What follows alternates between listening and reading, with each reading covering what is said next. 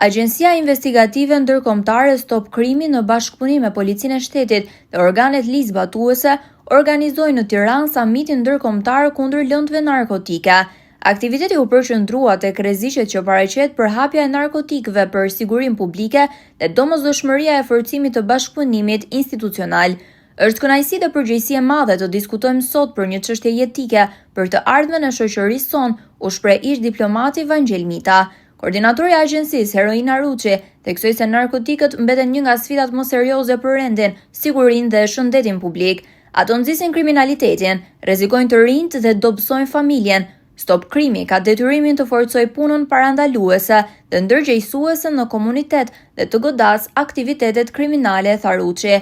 Drejtori ekzekutiv Fatmir Sena vlerësoi kontributin e agjencisë përmes takimeve me të rinjt, programeve edukative dhe bashkëpunimit me shkollat e komunitetit. Sipas tij, parandalimi është mënyra më efikase për të mbrojtur brezin e ri nga përdorimi dhe shpërndarja e lëndëve narkotike.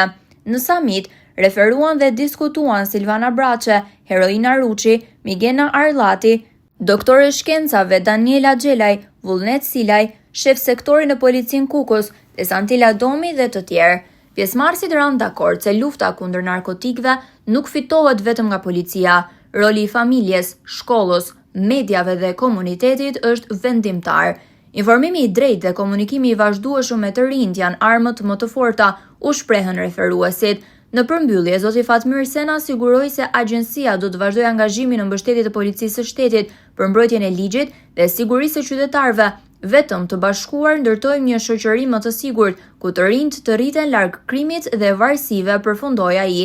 Gjatë aktivitetit u vlerësua puna e drejtuesve dhe bashkëpunëtorëve të agjencisë në luftën kundër krimit dhe korrupsionit, mes tyre Vullnet Silaj, shef sektori në Policinë Kukës, dhe Lumni Graishta, drejtor i Policisë së Gjakovës. Unë kam kënaqësi të madhe sot dhe të gjithë të madhe, të vlerësit të mrekullueshëm që jep kjo agjenci. Për këtë thoni ju, për njerëz si puna e Vullnetit, të cilë e kemi parë në gjithë strukturat policore, cep Shqipërisë, dhe sot e kemi Kuksin, që është kufi. Drejtori ekzekutiv i Agjencisë Ndërkombëtare Stop Krimi, për punën e kryer në bashkëpunim me Policinë e Gjakovës. Ju falenderoj shumë zoti. Zoti Arazak. Kam marrë përfaqësues nga struktura, po kam marrë si mjek i vjetër i agjencisë dhe duhet të flas dy fjalë për të samit simpatik dhe shumë frondëzës, që duke përshëndetur zotin paraforës, që të gjithë thelbin e kanë tek parandalimi, sepse duke parandaluar, duke investuar shumë parandalim, ne zëtësomi në luftën e kësaj vepre penale dhe gjitha vepra penale që rrinë pas saj. Unë si punoj si policisë shtetit shumë vite, në strukturat që kam punuar e kam pasur dhe këtë provoj në luftën kundër këtij fenomeni.